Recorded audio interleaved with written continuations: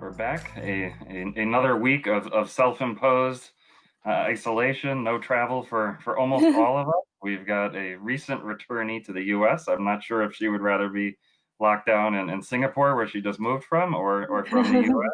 We Right. welcome Ashley, and she's just published her second book. Congratulations. Thank you. Thank you for bringing me over here. So you're based where right now? I saw on Instagram that you stocked up the other day on 6 bubble teas, which is exactly what I've been trying to do when I'm around. Yeah. I'm currently in the Bay Area in California.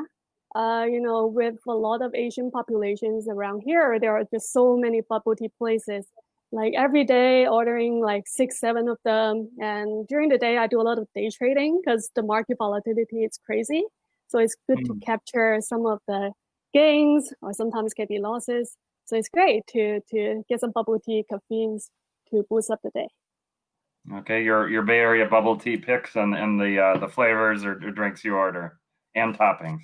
Oh, I'm like very simple person, so always order no sugar, no ice, just the normal bubble tea without bubble. Mm.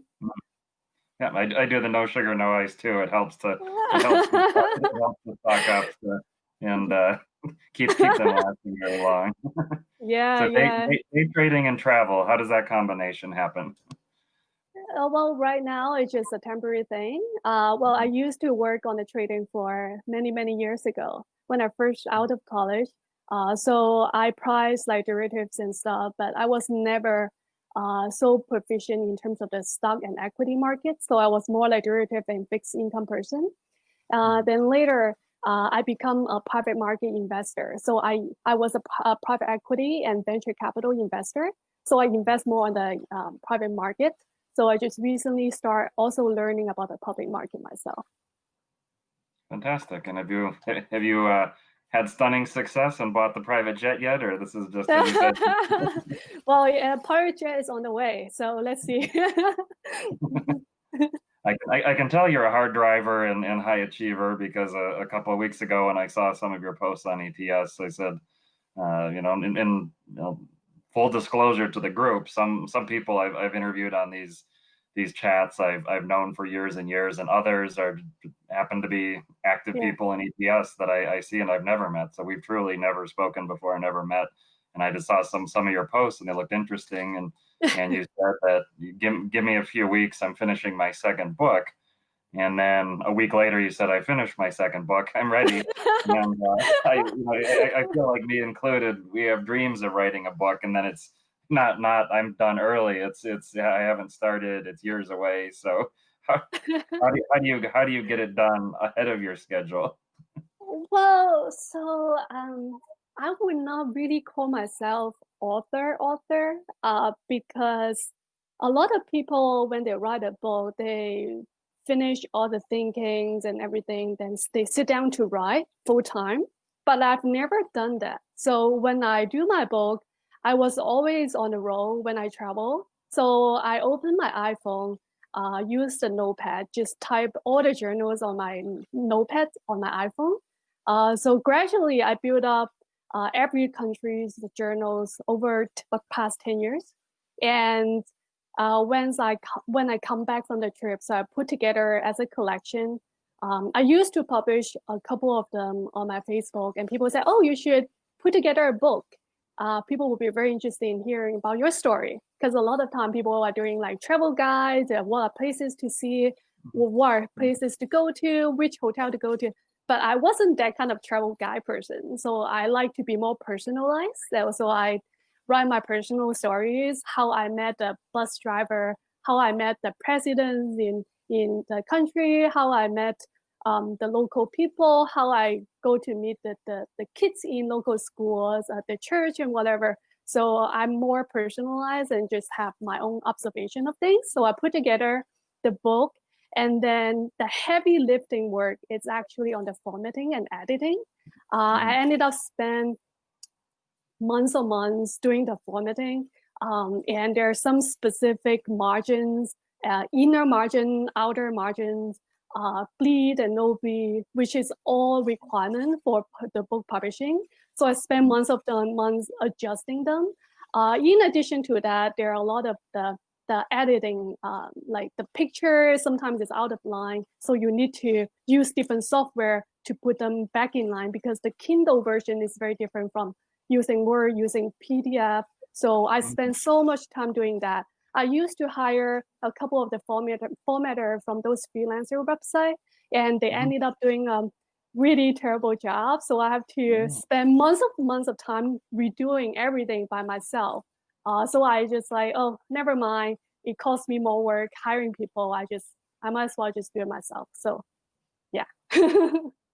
That's intimidating. So yeah, Yeah. I've heard that the Kindle versions are a whole separate project unto their own. So what are the software and tools that you've used that you'd recommend to others? Yeah, so first of all, need to put together the book content itself. So for the book content, I just use some word editing. Then there are two versions of book you need to publish. So it depends on if you want to you want to publish on as a paperback version, or as a Kindle version. So if a Kindle version is much harder because sometimes I've tried various different formats. For example, the website format. So I save it as a web. I've tried save it as the Kindle software. They have their own Kindle Create software.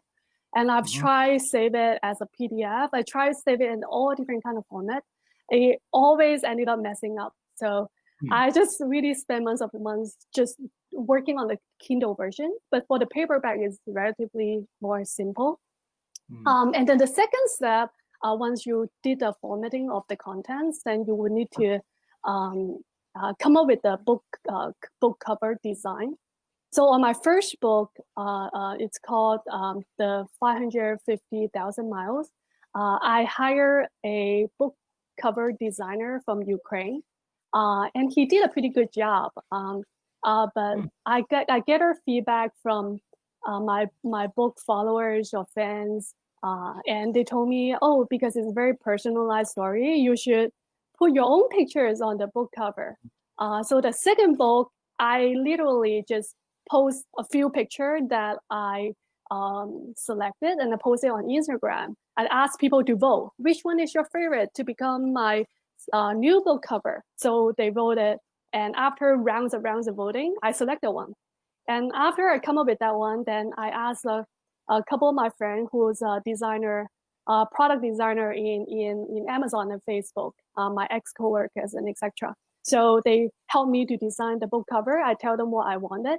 And after that, you need to do a front cover, a binding cover, which is the side where you do the paperback and also the back cover. So you need to design 3 different pages to combine them as a book cover. So it takes quite a lot of time to go through the entire process. And then you've also launched a Japanese language version as well. So what is that process like of translating and I guess reformatting and formatting again and again and again? So I actually it's still in English format. I think that's the language didn't change, but I Oh, make it to Amazon.co.jp. So I can do that through publishing through the Amazon website, which is called the KDP, the Kindle, it's called Kindle something create website where you can publish it. So you can make it available to different domain within Amazon.